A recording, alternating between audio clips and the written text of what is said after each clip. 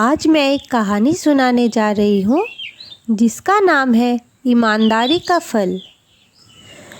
बहुत समय पहले की बात है। एक छोटे से गांव में एक किसान रहता था जिसका नाम रामू था। रामू बहुत मेहनती और ईमानदार व्यक्ति था। वह हर दिन अपने खेत में कड़ी मेहनत करता और अपनी फसल को अच्छे से संभालता।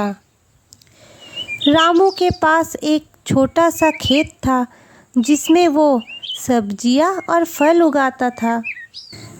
रामू की ईमानदारी और मेहनत की चर्चा पूरे गांव भर में हो चुकी थी। एक दिन रामू अपने खेत में काम कर रहा था कि अचानक उसे जमीन के नीचे कुछ चमकता हुआ दिखाई दिया। उसने उस जगह को खोदा और पाया कि वहाँ एक पुराना सोने का सिक्का था। रामू बहुत खुश हुआ, लेकिन उसने सोचा कि यह सिक्का किसी और का हो सकता है।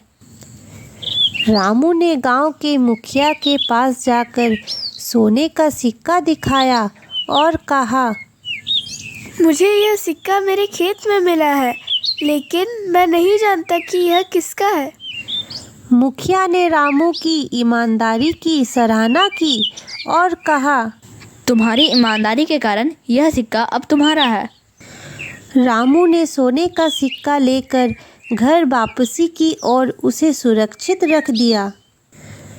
कुछ दिनों बाद रामू अपने खेत में फिर से काम कर रहा था कि उसे एक और चमकता हुआ सिक्का मिला। उसने फिर से वही किया और सिक्का मुखिया को सौंप दिया। इस बार भी मुखिया ने रामू की ईमानदारी की प्रशंसा की और सिक्का उसे वापस दे दिया। रामू की ईमानदारी का यह सिलसिला ऐसे ही चलता रहा और उसे कई सोने के सिक्के मिले। उसने सभी सिक्कों को गांव की मुखिया को सौंपा और हर बार मुखिया ने उनकी ईमानदारी की सराहना की और सिक्के उसे वापस दे दिए। एक दिन गांव में एक अमीर व्यापारी आया और उसने गांव वालों को बताया कि वह एक बड़ा व्यापारिक सौदा करने आया है। व्यापारी ने गांव में एक प्रतियोगिता रखी और कहा, जो भी सबसे अधिक ईमानदार व्यक्ति होगा उसे मैं एक बड़ी संपत्ति दूंगा। गांव वालों ने रामू की ईमानदारी की कहानी व्यापारी को सुनाई। व्यापारी ने रामू को बुलाया और उसकी ईमानदारी का परीक्षा लेने का फैसला किया। उसने रामू को एक कीमती हीरा देकर कहा, यह हीरा मुझे बहुत प्रिय है, इसे संभाल कर रखना। रामू ने हीरा लेकर अपने घर में सुरक्षित रख दिया। कुछ दिनों बाद रामू को व्यापारी ने बुलाया और हीरा वापस मांगा। रामू ने बिना किसी हिचकिचाहट के हीरा वापस कर दिया। व्यापारी ने रामू की ईमानदारी की सराहना की और कहा, तुम्हारी ईमानदारी के कारण मैं तुम्हें यह हीरा और अपनी आधी संपत्ति दे रहा हूँ।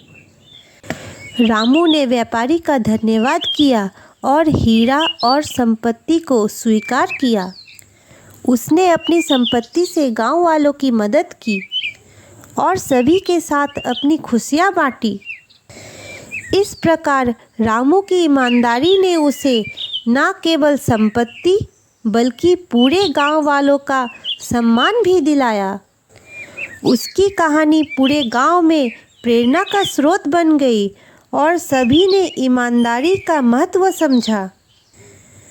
बच्चों, इस कहानी से हमें यह शिक्षा मिलती है कि ईमानदारी से किया हुआ हर काम में हमें सफलता और भरपूर सम्मान मिलती है।